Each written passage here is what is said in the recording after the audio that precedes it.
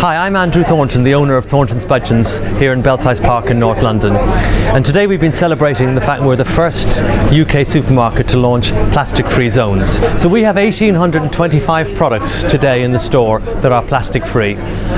In zones, bays, marked like this.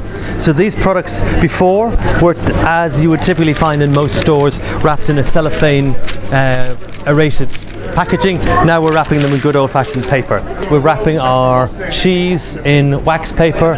Our fish gets wrapped in wax paper. We're using beechwood netting for our loose produce, so it's totally compostable as opposed to the sort of plastic netting you get oranges and things. So it's quite a big thing today. I think that plastics are very topical at the moment. Yes, the government have put a tax in the budget, which is great. It doesn't start for another couple of years, but it's a good start. And Plastic Planet, who we've been working with on this program, were lobbying the government for that tax to be put in place. Government are not going to sort this.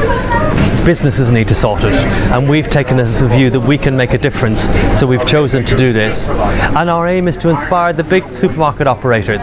If we, as one shop, in 10 weeks can get 1,700, nearly 1,800 plastic-free lines together, then surely the likes of Sainsbury, Asda, Tesco, what they could do if they put their mind to it.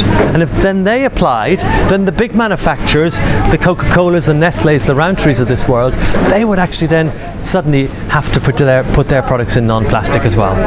Only 9% of plastic that's ever been produced has been recycled. So the rest of it ends up in the ocean, it ends up in landfill.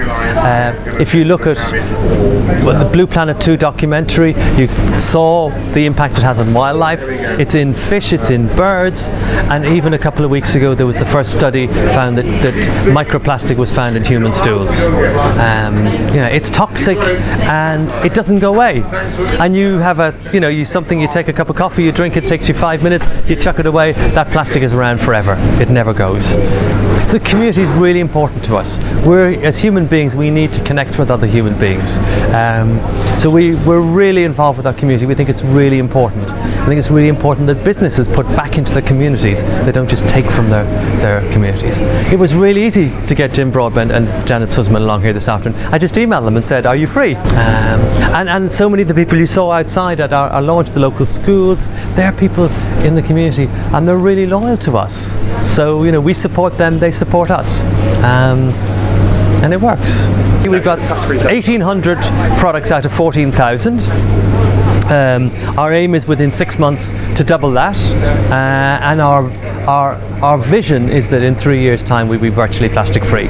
But that requires the support of the big manufacturers, because we've done a lot of the stuff we package ourselves.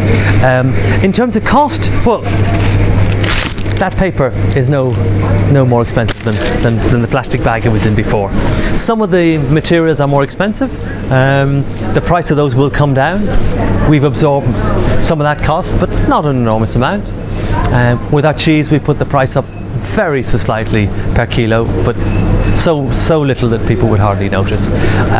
So it's a myth that it has to cost more. It doesn't have to cost more. It really doesn't. And the more people who do it, then the cost is going to come down. And the cost of these materials will come down. So the more head of steam we can get behind this, and the more the big retailers say they're going to do it, then the more efficient and sustainable it will be.